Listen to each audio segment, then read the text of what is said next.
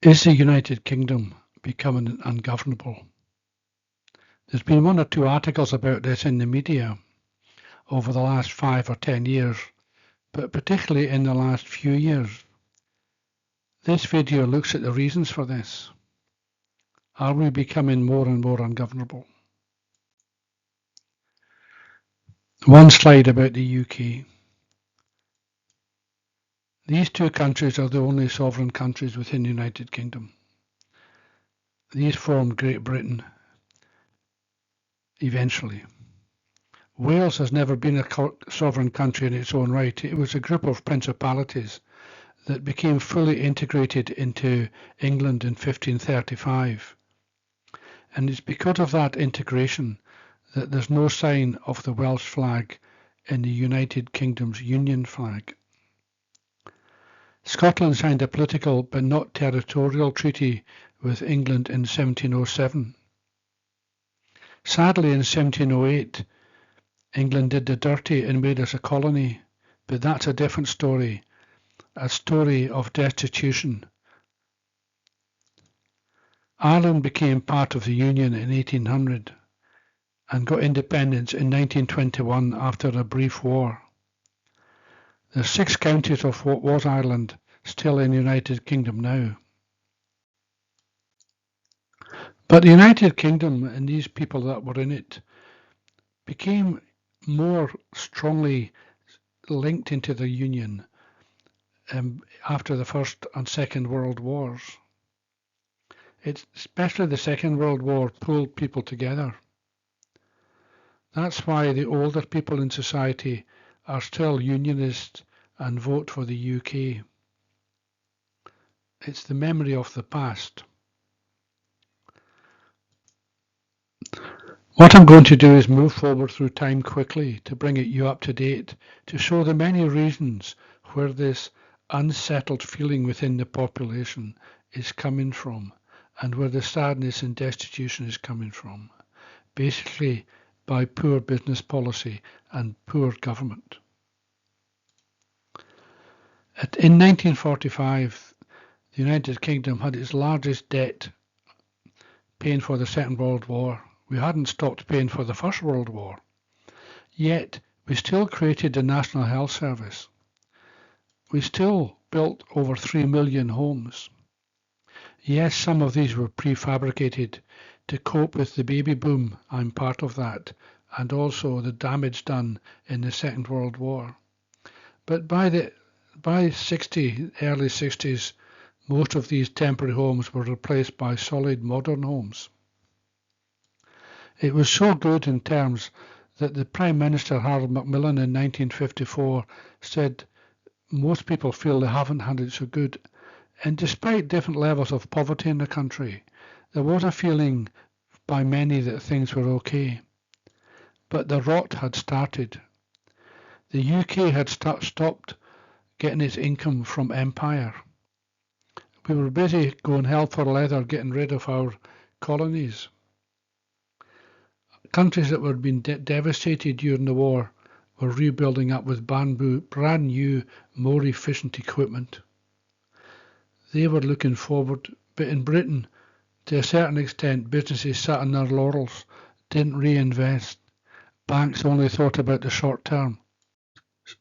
Moving on to 1965 to 79. This is a graph of the decline in UK productivity relative to France and Germany. This is 1950, and this goes to about 74 to 80. What this shows here, that in 1950, the UK was about 50% more productive than workers in France and 82-83% better than Germany. Remember, Germany was still recovering from war. And then as time went on, the difference between our productivity declined against our neighbours, so that by the time we came to the 60s, we were level, and then it went down. This is the rot in British society with regards to efficiency and wealth creation. And it got worse again in 08-09. It flatlined. Productivity simply means that if one country can make something in 1 hour and another country takes an hour and a half, then the one that takes an hour and a half is 50% less productive than the other country. And it means that when it tries to sell its products overseas, our products would be more expensive compared to theirs. During this period in the 60s and 70s, there was labour unrest as the government tried to damage things and screw things and sell things off. There was a feeling of decline in the wider population. They could see factories closing. They could see more unemployment. In fact, in 1976, the International Monetary Fund had to bail the UK out. We were bankrupt. While the government tried to bring that situation under control, in a period where inflation was 17%, 21% for 2 or 3 years, the government put in a policy on wages for 4 years from 76 that no one could have more than a 2% pay rise during that time. The problem was underinvestment in manufacturing. The problem was initially the farmers moved off the land as the land became mechanized. Other countries were doing more research and development than us. They were actually had new production facilities. They were more efficient. The UK in that period of the 60s and 70s and early 80s became less politically powerful in the world. In fact, the UK lost its world status as the pound being the reserve currency of the world, and it became the US dollar. The start of significant despondency in some communities that never stopped. In 1979, this woman became the Prime Minister. In America at the same time, there was a new person there too, and they became friends, and they created the same policies. And that's why the UK and the US are in a poor position today relative to other countries in the OECD and the G7 countries. It's because of the policies of these two people that weren't changed by people that followed them. In the UK sense, they took on the miners, they took on the unions, and they won. They started to sell off of the UK's monopolised industries, which is water, sewage, electricity, many others that the country has, the railways, so on. And they sold it all off to private companies who took money to their shareholders. Think about the situation in the water boards and water authorities in England. That was caused by privatisation and shareholders and greed. UK manufacturing dropped from 55% in 1960 to less than 19% today. If you go and take economy, in your very first lesson, I'm sure that the teacher will tell you that a country that doesn't have manufacturing, that doesn't sell goods outside the country, doesn't create wealth. The money just circulates within itself. There is no new money created because you're not selling. The analogy is a shop. You've got a shop, and if you sold the money to your family and your friends, you wouldn't make any money because there's new money coming in. You have to sell it to customers coming through the door, and so it's the same for a country. We got rid of the wealth creation by the policies of these two people and the people that followed.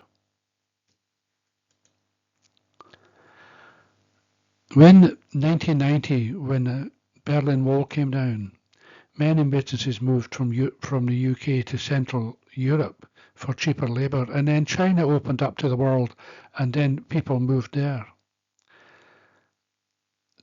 So not only did they sell off all the goods and the monopolies, Without control, they allowed private companies to leave the country, and they didn't put things in place to make it worthwhile for them to stay. The people that followed Margaret Thatcher, listed here: John Major, Tony Blair, Gordon Brown, David Cameron, Theresa May, Boris Johnson, Liz Truss, Rishi Sunak. Those people did nothing to improve the country. The selling of everything kept going. The removal of wealth creation kept going and wasn't supported. It's like they were in the hands of big business and the wealthy and just doing what they wanted. This destruction of industries destroyed communities, causing increases in delinquency, drug abuse, hopelessness, poverty, and it was the start of the food banks in the early 80s, which are now a pandemic.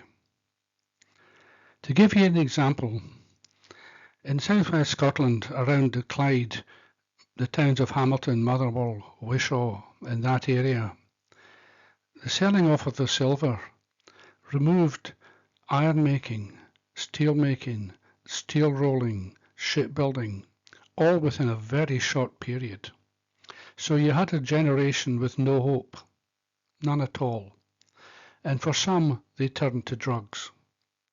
And that situation in Scotland's improving now, because the people that got into drugs then are dying off. So that's why the drug abuse in Scotland is declining.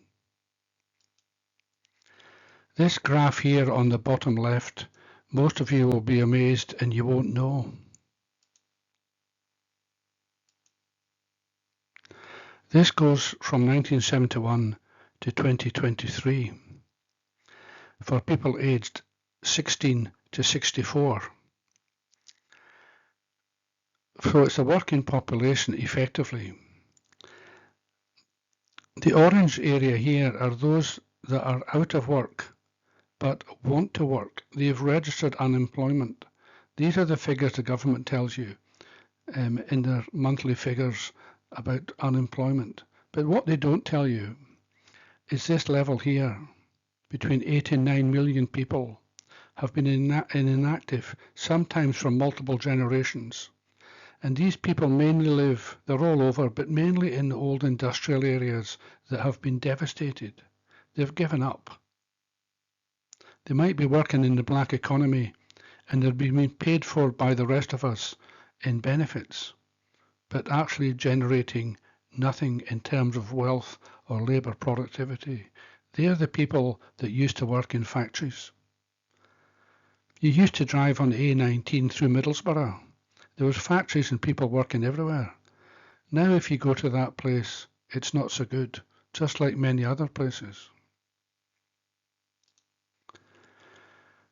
As of the latest data, there are approximately 9.4 million people aged 16 to 64 in Britain who are economically inactive, which includes those who are working and not actively seeking work, the blue area. These figures represent a significant portion of the working age population. Destitution.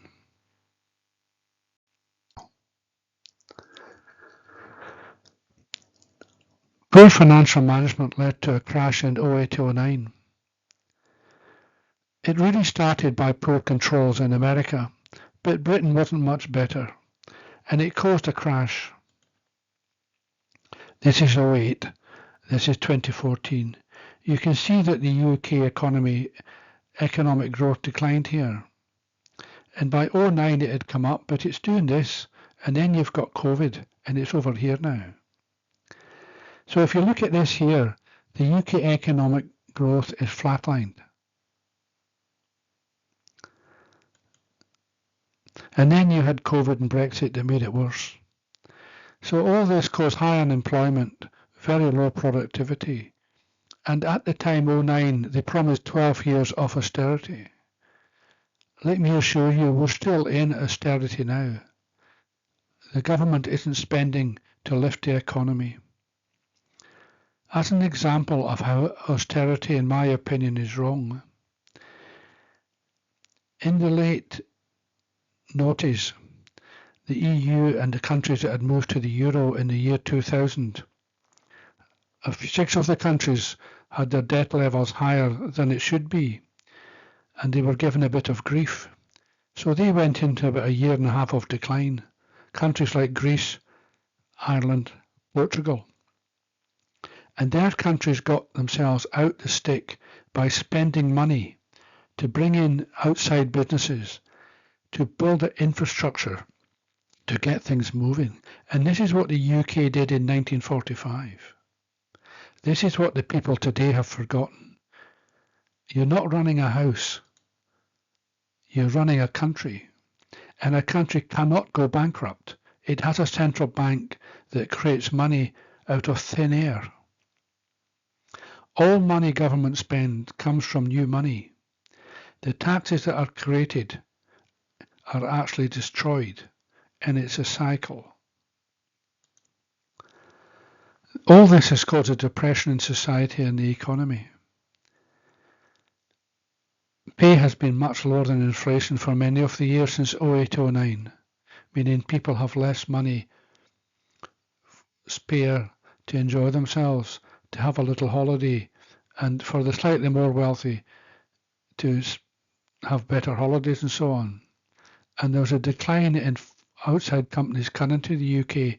After Brexit, this has fallen off the cliff edge. The country could find 840 billion actually in 08-09 to help the banks.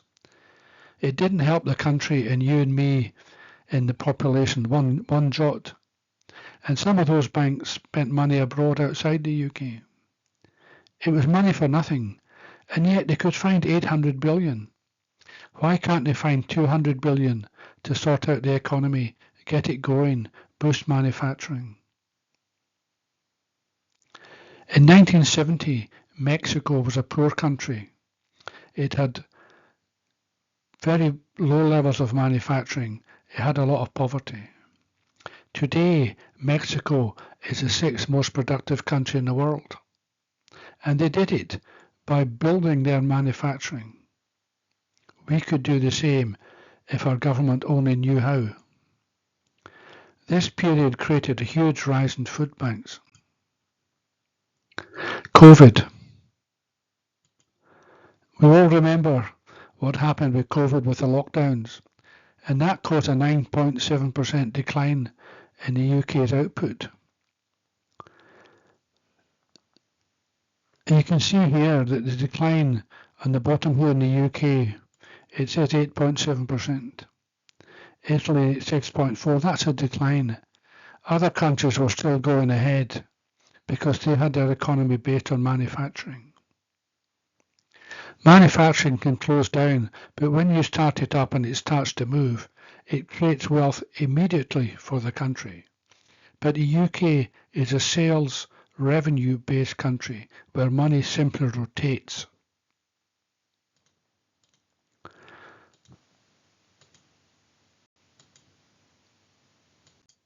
Of course, many businesses didn't survive after COVID. And then we had Brexit. Brexit was a total lie for the wealthy. Everything we were told was a lie. Nothing was truthful. And not one single benefit that was promised from Brexit has happened. It was done because the wealthy didn't want to be taxed, because those EU tax legislation moving through the system started in 2012 and they were worried they'd lose their tax havens. So there was a vote in 16, and in January 21 we left the European Union. Scotland, as you can see here in yellow, every council area in Scotland voted to remain. In 2018, the Scottish government went to Westminster and said, here's a law document. Can we actually stay in the UK but also be part of the EU? And they said no. And then in 2021, they did exactly that to Northern Ireland. Politics. So Brexit lost us 100 billion a year. Tax havens are losing us between 40 and 50 billion a year. This increase in regulation caused by Brexit caused business losses, lots of business failures, Businesses got smaller and many relocated overseas, and we got less overseas investment caused by Brexit, and that will never improve unless we rejoin the EU. It was done by demonising immigration and saying jobs were coming. But at that time, when this was going on, unemployment was less than 4%. There was no unemployment. There was the 9 million not working, but in the working economy, there was no unemployment effectively. It was all a lie. It's just like the Nazis in the 30s demonising the Jews. These people demonised immigrants.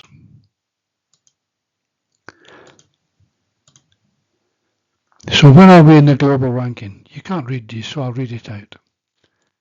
In this report here, it stated that the UK has the second most depressed country in the world, with a mental health quotient score significantly below the global average. About 35 of respondents in the UK reported experiencing distress or difficulties with their mental well-being.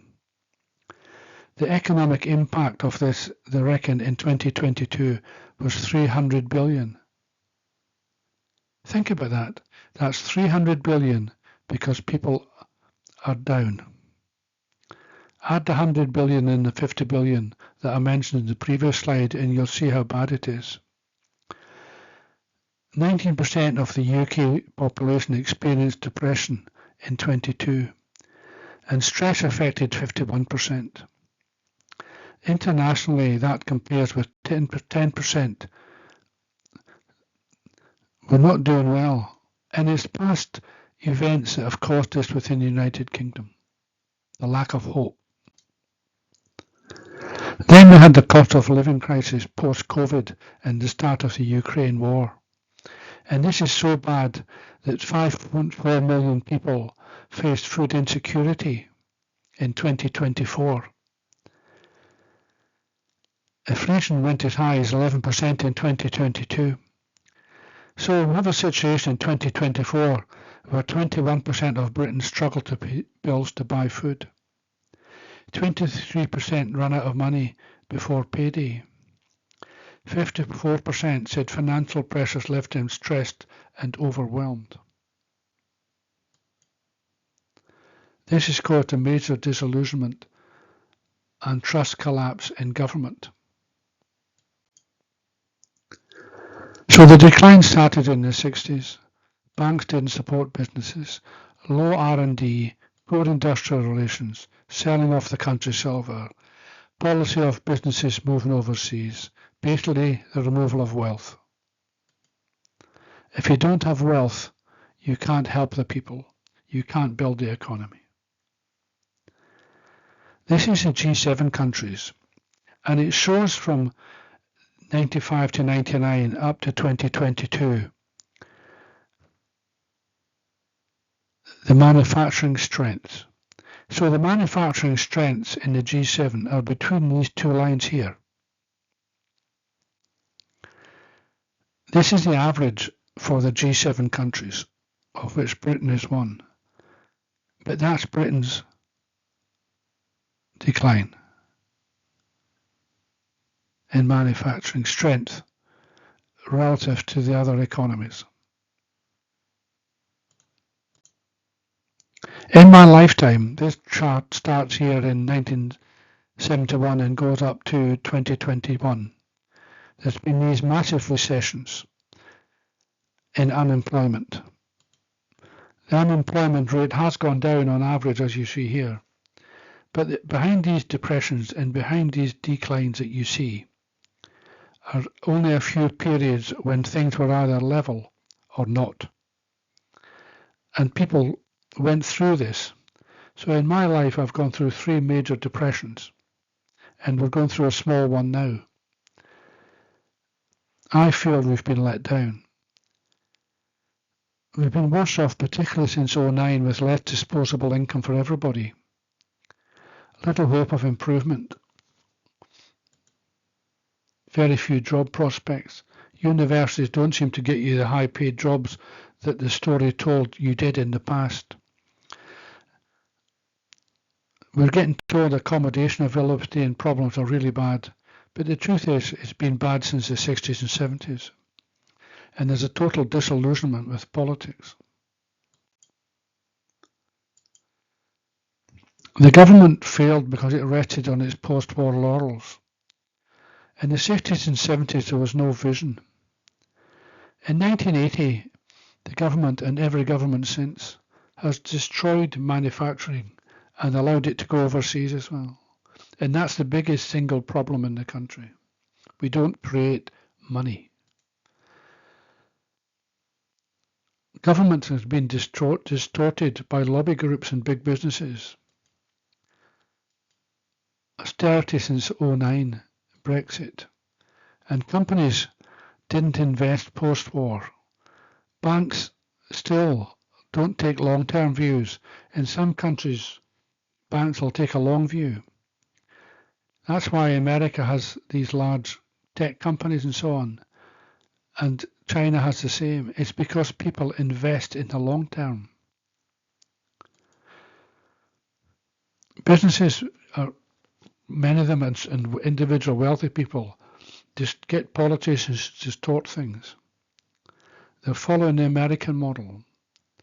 America is so bad that 60% of Americans live paycheck to paycheck, and that's 21% in the UK. A few profited from austerity, and businesses were silent during the Brexit campaign, but now their costs have gone up. Some have closed and some have moved. They kept quiet when they should not. So, what is the confidence about our politicians? So here's some things from the media. The UK has international low confidence in political institutions, the police and the press. I think that's true. If I want to know what's going on in the world and I live in the UK, I have to look at press from other countries. Not the American press, because that's distorted beyond belief. But if I look at other media around the world, I can see what's going on. In the UK, we don't believe in Parliament anymore. In 1990, 46% of Britons apparently thought the country was doing okay. By 22, that had dropped to 23%.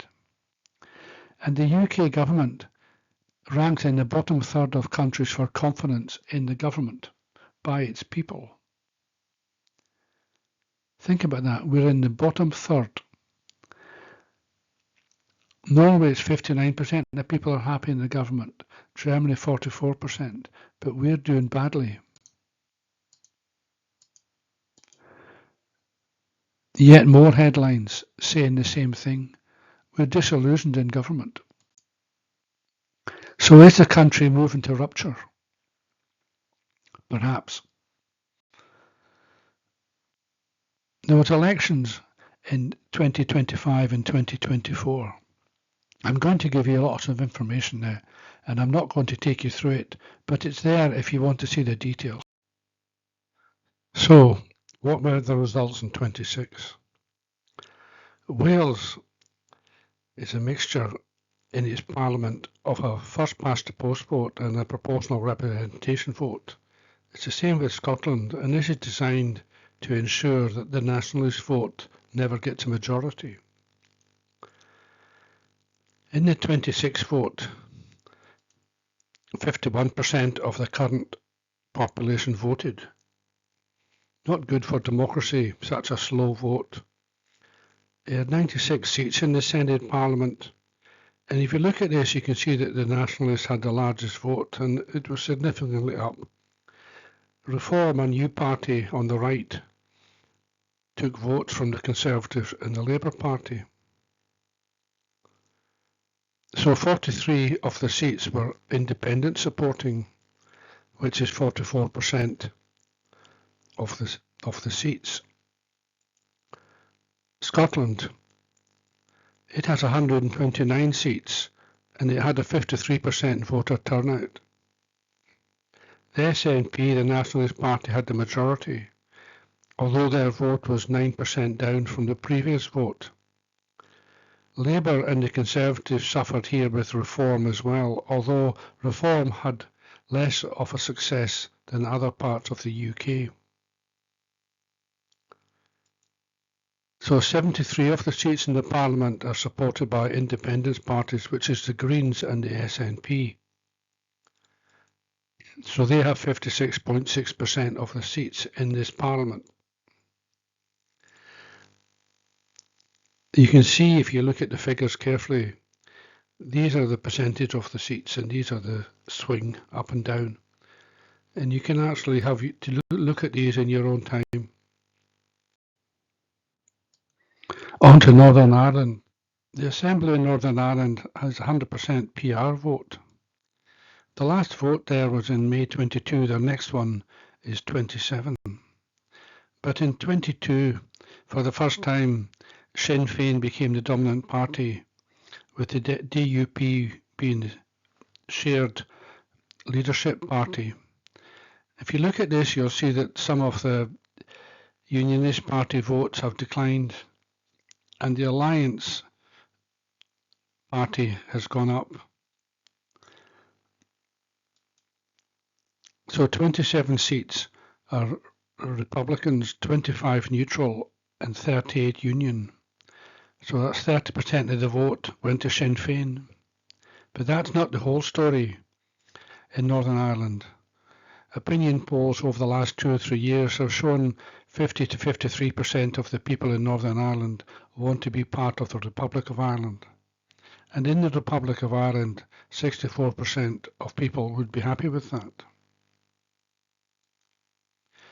Moving to England, there was a national UK vote in 24, but I'm using the council elections here in 26. That's 100% PR vote as well. Reform got 29% of those seats. Labour declined a great deal. You can see here what happened. The main parties of Conservatives and Labour got hammered by Reform, and that's a sign, as it is in all the areas, that people are fed up with the main UK parties. And it also shows that within the non-English areas of the country, that they're disillusioned with being part of that union.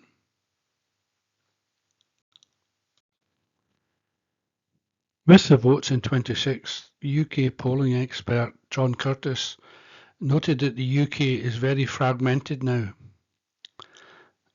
as none of the political parties had a significant backing of the public.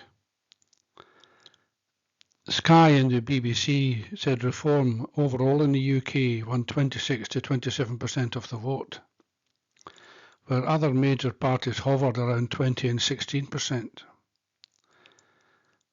The areas of high Brexit support supported Reform.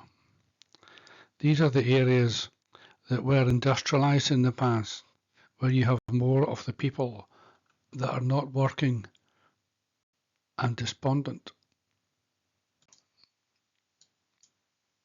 So what about this country we call Great Britain and the United Kingdom?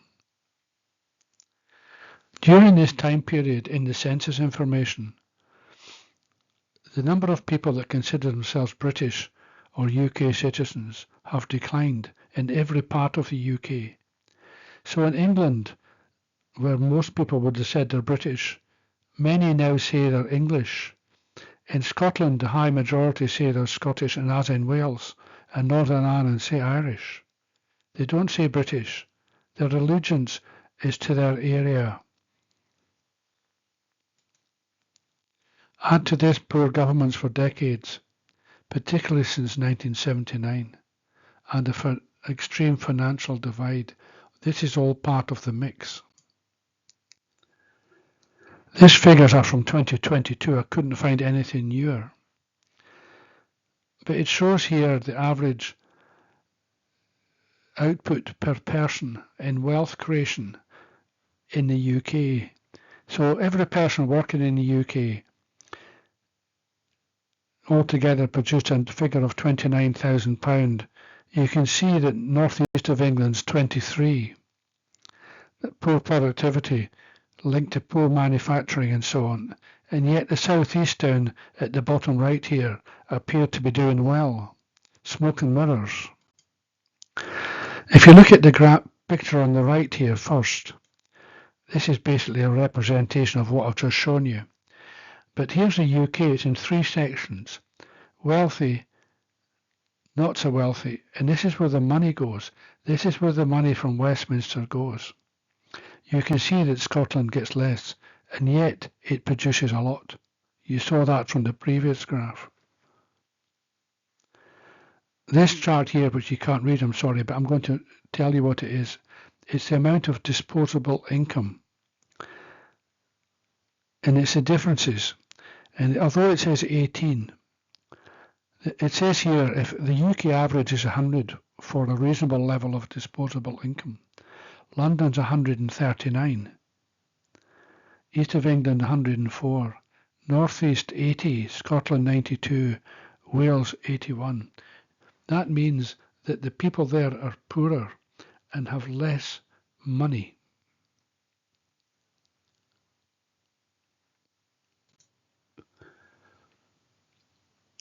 I mentioned earlier the 9 million people not working. So the working population in the UK is estimated at 34 million. But there's 10 million not working. Economists know that it's only manufacturing that creates wealth. So basically, over the last so many years, taxation policy and so on, when I was young in, say, the 1960s, if you were super wealthy in the top earning bracket, you had to pay 19 shillings and 8 pence in the pound tax for the band up to that. Now that today is equivalent to 98 pence in the pound.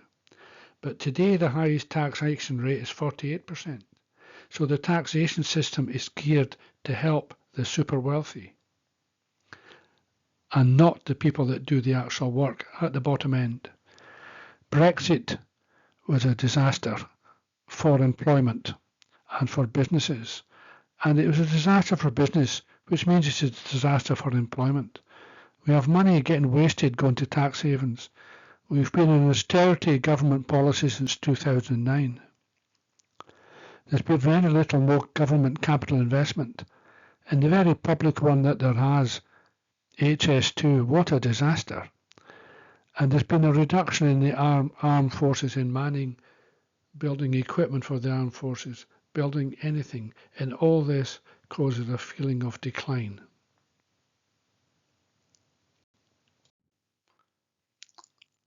Hope is the last thing ever lost. And for some people, it has been lost. And for many, the hope that people had of a great future has declined. I showed you a few charts a minute ago that Ashley showed the wealth created by each area. But the red in this map of England is the area of the most poverty, the most depression, and they're mainly, but not exclusively, the industrial areas. And the charts earlier showed that the southeast is doing really well. And overall, it is. But if you look here at London, some of the most destitution in the whole of the United Kingdom is actually in London. And look at Kent, the Garden of England, look, Dover, Birmingham, Newcastle, not good. This is my last slide. The need to have a better life causes people to vote for alternative political parties in the hope of improvement. This is what we've seen in the last 15 years. That is why so many believed and supported the lies of Brexit, and the same people are basically voting for reform. They've totally lost any allegiance and belief that the traditional parties of the United Kingdom can do anything. In Wales, Scotland and Northern Ireland, many people want to leave the Union completely. And there's a small growth of people in England that want England to be not part of the United Kingdom. The decades of poor governments is making the UK more difficult to govern due to policies in the past that have removed wealth, not just wealth for the country, but decent paid jobs for communities, manufacturing, fishing, mining. They've all gone. That's why we have so many people in the 9 million people not working. This has happened mainly since 79, when they've sold off all public industries. All the monopolies have been sold off. Very few countries have done that apart from the UK and America. That means those businesses that were monopolies, everything's got more expensive. They seem to be, particularly in the water boards in England, less efficient. And they're taking money away from helping us to give to shareholders. A lot of these policies in 79 were to benefit business and the wealthy. They weren't to help the people that make the country, and they're making the country decline. Don't forget, in America,